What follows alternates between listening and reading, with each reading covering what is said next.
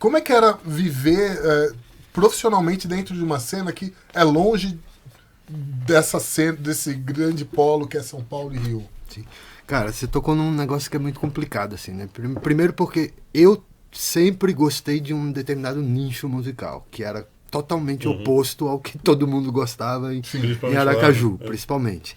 Então, tipo, eu tentava dialogar com uma cena que pra mim era completamente distante. Então, tava numa ilha lá no infinito e eu tentando fazer alguma coisa naquele lugar.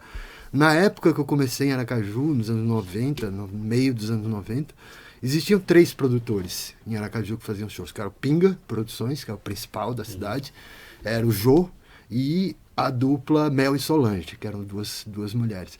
E, então, tipo, essas 3 pessoas eram as pessoas que movimentavam tudo dentro da cidade.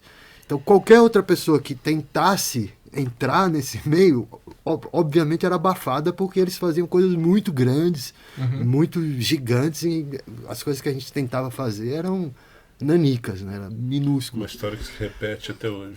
Então, tipo, o que eu comecei a tentar fazer foi colar os meus eventos com a faculdade, com a Universidade de Sergipe, tentando fazer com que os estudantes, que eram uma galera mais jovem, entendessem o que era que eu estava querendo comunicar.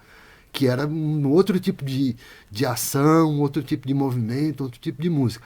E nessa mesma época existia muitas coisas acontecendo. Tinha o Mangue Beat que estava surgindo, tinha a cena no Rio de Janeiro que era forte ainda, as bandas de São Paulo, que, pô, eram as melhores e tudo mais. E eu visualizava aquilo tudo assim como que, pô, eu quero atingir aquilo ali, eu quero trazer essas pessoas. E eu comecei a fazer os shows pequenos para o público da universidade. Certo. Os shows foram dando certo, foi colando uma galera que eu fazia num lugar chamado Cultarte, que era um centro cultural de artes da Universidade Federal de Sergipe.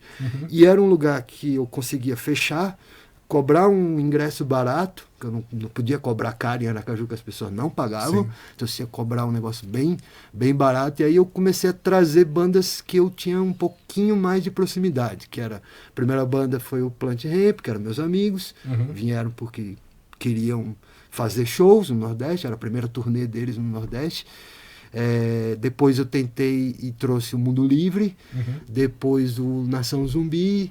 No meio tempo teve essa história do Racionais, que me abriu muitas portas, né, também dentro da cidade. E as pessoas começaram a ver que eu era uma espécie de um maluco diferente que estava tentando fazer uma coisa diferente do que todo mundo fazia.